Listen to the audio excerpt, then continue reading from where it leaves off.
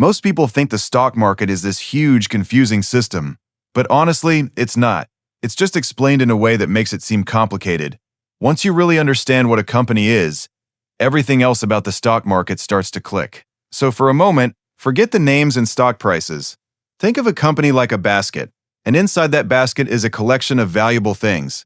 Some of those things are physical: trucks, computers, buildings, stuff you can actually touch. And some things aren't physical at all, like a brand name or reputation.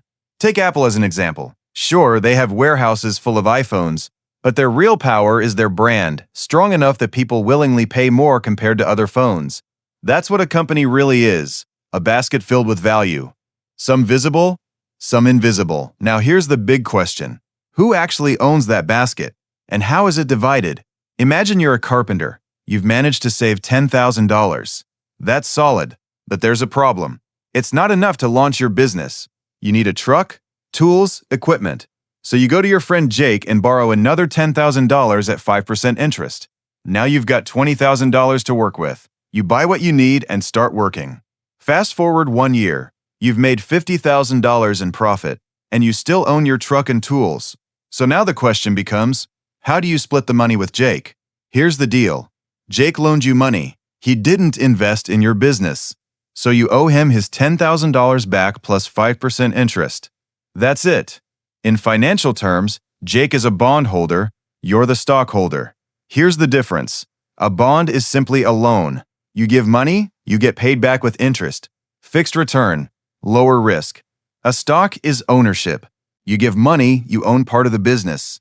Unlimited upside, but higher risk. Now Jake might be thinking, wait, you made way more than me. And he's right. But there's another side to that. What if your business had failed? What if you made zero profit? You'd have to sell everything just to repay Jake. He gets his money back. You get nothing. That's the trade-off. Bondholders get paid first, but only what they're promised. Stockholders get whatever is left, but only after everyone else is paid. That rule doesn't change. Now imagine 2 years pass. Your carpentry business is growing fast. You want to expand into new cities? You need a lot more cash, but you don't want more debt. So instead, you sell pieces of your business, your friend Maria buys in, then Tom, then others. That money goes into the business so you can grow. This is called an IPO, an initial public offering. It's the first time a company sells ownership to the public, and the money goes to the company. After that, things change. If Maria wants to leave later, she sells her shares to someone else. That buyer pays Maria, not you, not the company. Think of it like a used car. Toyota gets paid when the car is first sold. After that, it's just people selling to each other. Toyota doesn't get anything from those resales. Stocks work the same way. After the IPO, shares are traded between investors. That's what we call the stock market. You've probably heard of Wall Street or the New York Stock Exchange. It used to be traders shouting on a crowded floor. Today, it's all digital apps on your phone. You tap buy, someone else taps sell, and now you own part of Google. Every year, trillions of dollars are traded like this, and that money usually doesn't go to companies. Just between investors? So then, why even own stocks? If your money doesn't go to the company, what's the point? There are two main reasons. First, the price can go up. You buy at $50 and sell at $100. You've doubled your money. Second, dividends. Some companies share their profits with shareholders. If you own 100 shares and they pay $2 per share, you get $200 deposited into your account. Companies like Coca-Cola do this regularly. Others, like Amazon, don't. They put all their profits back into growth. Either way, you can make money, through price increases, dividends, or both. So why do some companies pay dividends while others don't? It comes down to how they want to use their cash. A company like Coca-Cola isn't growing very fast anymore, so they return profits to shareholders. But a company like Amazon thinks differently. They'd rather reinvest that money into new warehouses and expansion. The goal is to grow even bigger, so they keep reinvesting. Neither approach is wrong. It's just strategy. But no matter what, investors always watch the price. So why do stock prices move? It's simple. Supply and demand.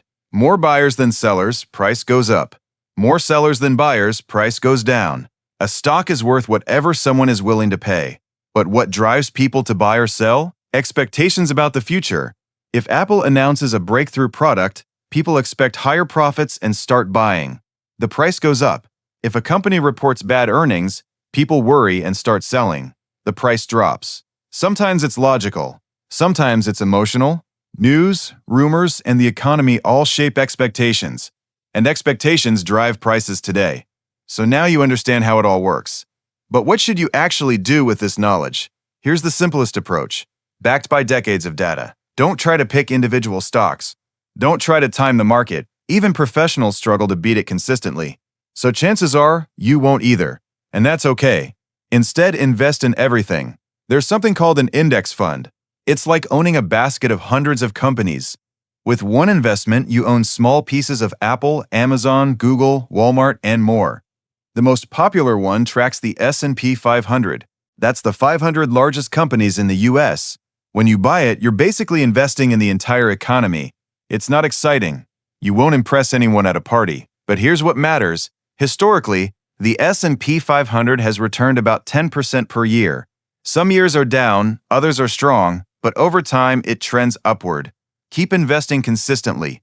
Don't panic during downturns. Stay patient. That's how everyday people build wealth. Let's quickly recap. A company is a collection of valuable assets, both physical and intangible. Stocks and bonds determine who owns that value. Bondholders get paid first. Stockholders get what remains. When you buy stocks, you're usually buying from another investor. That's the stock market. Prices move based on supply and demand. Investors are always betting on the future. You make money through price growth, dividends, or both. And if you're just getting started, focus on index funds and patience.